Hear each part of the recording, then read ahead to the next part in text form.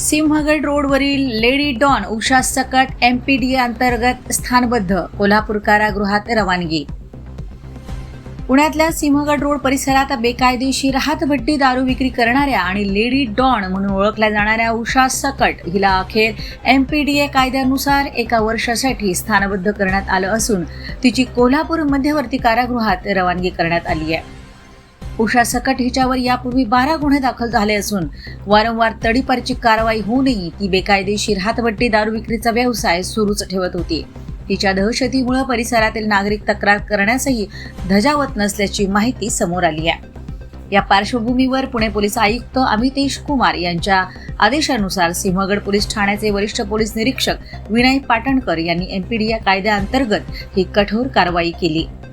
त्यामुळे परिसरातील अवैध धंद्यांना आळा बसण्यास मदत होईल अशी अपेक्षा व्यक्त केली जाते। अशाच नवनवीन बातम्या व घडामोडी पाहण्यासाठी आमच्या चॅनलला लाईक, शेअर व सबस्क्राईब करा।